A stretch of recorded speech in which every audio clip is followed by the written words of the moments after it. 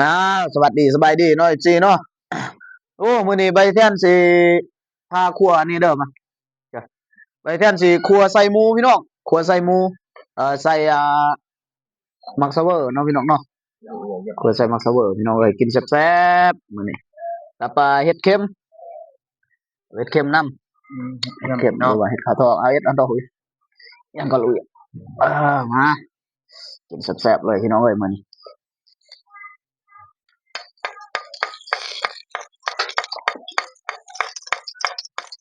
นี่พี่น้อง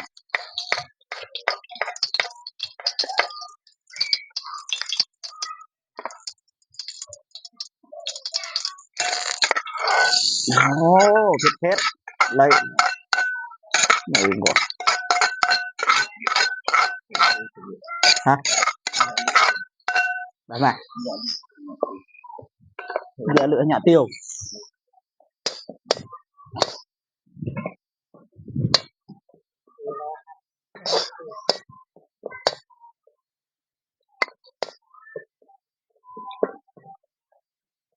แซ่บเลยพี่น้องเอ้ย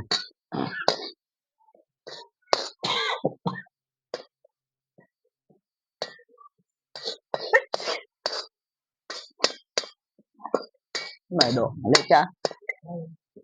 cray phần thịt thịt cray không cái sen mình chưa nhau sen mình chưa mình chưa nó gọi vô đây mình chưa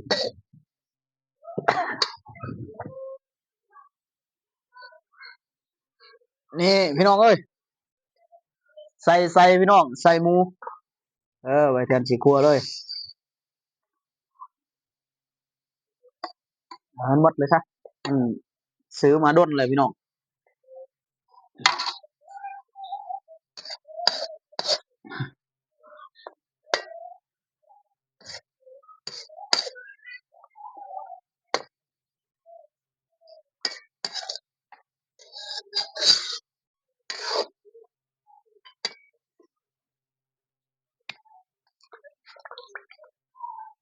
หลายแซ่บ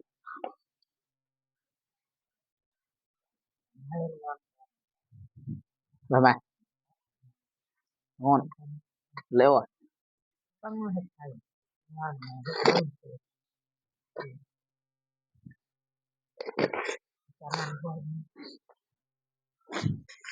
เกลือแป้งนัวพี่น้องเอาอ่างนั่งเลยเวียงเอาอ่างเอาเป็นช่างนะแก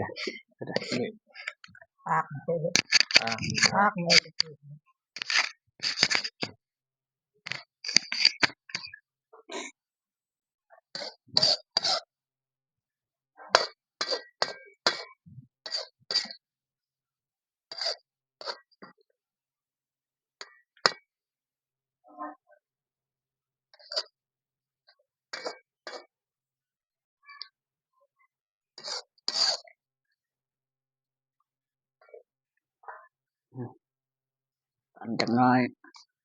กันเห็ดผัดจิทางกระตะ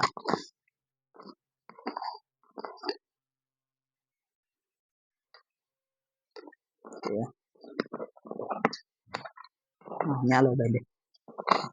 seru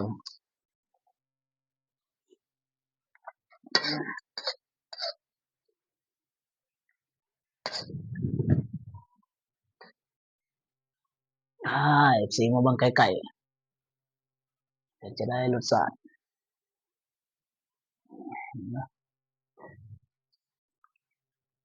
ชูรำๆถึงกับลงไหนเนี่ย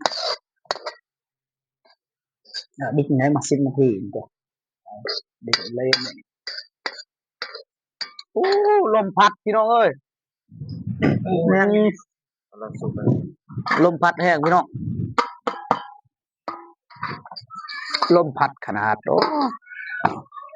แน่หนาวเล่นเรือนักเตะเลย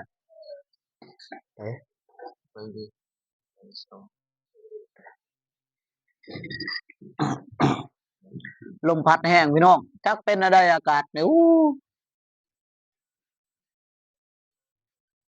อะไรก็ลมอะไรก็แดดไปที่ไทยอยู่พุ่นบางอย่างนี่มีแดดออกนี่กลับมาพี่กลับมาบัดลมบัดนี่ขี้พุ่นนี่ บ่ได้เรื่องพี่น้องเอ้ยก็เลยให้จากเลยเราไว้บัดนี้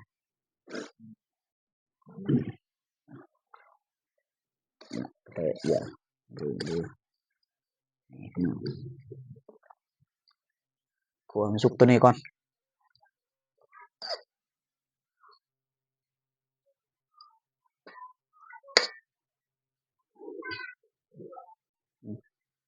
เซ็ดลมนี่แหละลมนี่แหละเตรียมงมไว้พี่น้องเอ้ยลมแห้ง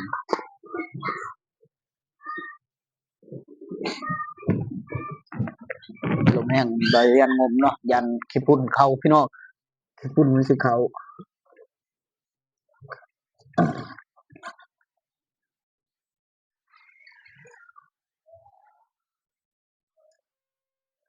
ปลาพวกเทียมเลย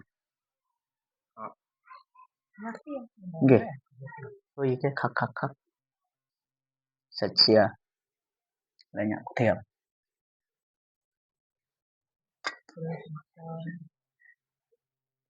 อืมโอ้เรียบร้อยพี่น้องเอ้ยคักอร่อยโอ้มันสิออกน้ำเนาะก็มีไก่ใส่อยู่ข้างในนะกลัวให้มันสุกคักสุกแน่ได้พี่น้องเอ้ยใส่หมูพะญาติหลายอยู่ในพะญาตินี่แหละอยู่ในไส้นี่แหละพะญาติพี่น้องเอ้ยหมูนี่แม่นบ่เซ็นแม่แต่ว่าตุกตาว่าบ่แม่นแม่แม่นคือกันบ่คิดว่าบ่แม่นเนาะยันบ่ตุกตาแม่ว่าบ่แล้วแม่นหอม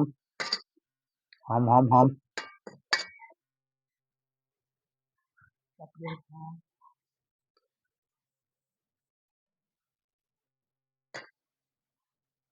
มาก่อนจักหน่อยพี่น้อง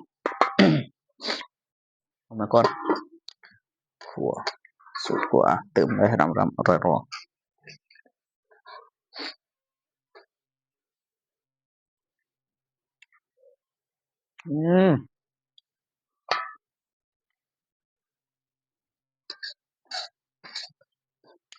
เอาใส่เบอร์ใส่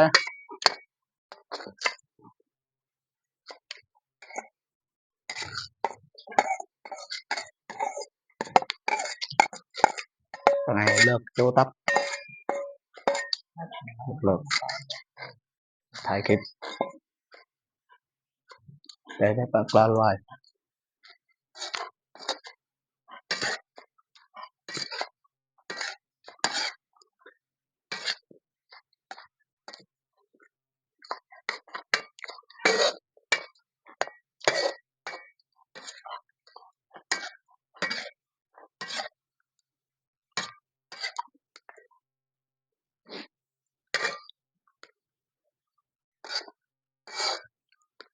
มาเส้นไว้สิแซ่บอยู่บ่นี่แซ่บอ้อแซ่บหลายกินหลาหยน้าตามื้อนั้นแซ่บหน้าตาบ่แม่น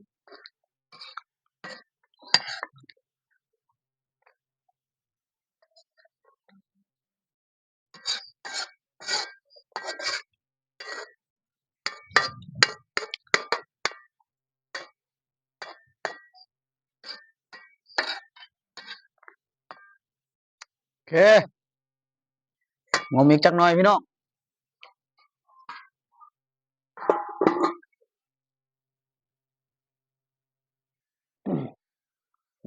พี่น้องเอ้ยใส่เฮ็ดเฮาอยู่หม้อต้องดีอยู่อ้อนำตู้แต่เพิ่มตู้นะฮะโอ้เฮ็ดเค็มพี่น้องอีแม่มักเฮ็ดเค็มเนี่ยอีแม่มักใส่เลยใส่หมดเลยกิน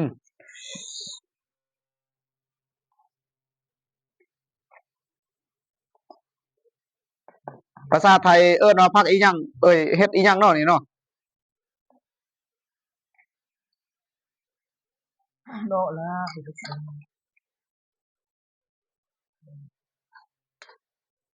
นี่พี่น้องเอ้ย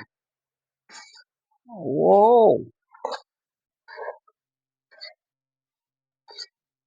แบบบ่ใส่น้ำเด้อพี่น้องเอ้ยมันออกน้ำแต่เนื้อนี่นะน้ำแต่สิ้นนี่ใบเทียนบ่ได้ใส่ต่อได้น้ำบ่ได้ใส่เพิ่มพี่น้องเนาะนี่สไตล์ใบเทียนเฮ็ดบ่มักน้ำเฮ็ดตอนแบบใดเฮ็ดเมนูหยังก็บ่มักน้ำเนาะย้อน หัวหน้าใหญ่บ่มักนำเด้อเว้ยบ่มักนำหลายเพิ่นว่า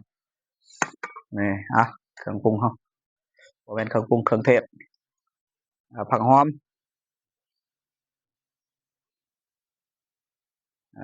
มาคักแบบนี้นะดูเหลืองเอานี่นั่นnya pernah kalian Galeo sih nah. นี่พี่น้องเอ้ยอู้สมประสาน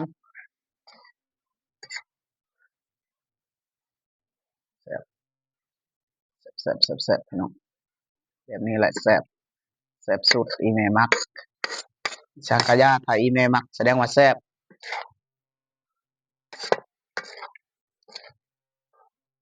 นี่เรียบร้อยพี่น้องเอ้ย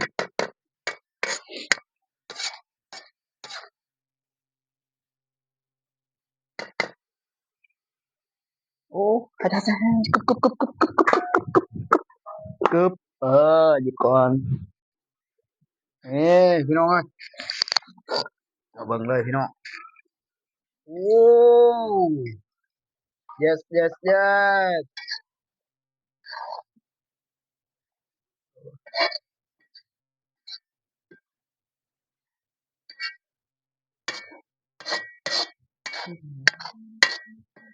ี่พี่น้อง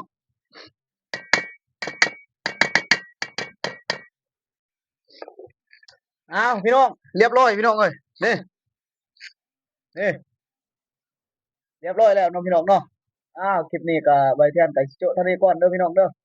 ฝากกดไลค์กดแชร์เนาะพี่น้องเนาะกดติดตามไปเป็นกำลังใจให้ใบเทียนเด้อพี่น้องให้น้องๆให้แม่เนาะอ้าวก็กล่าวคำว่าสวัสดี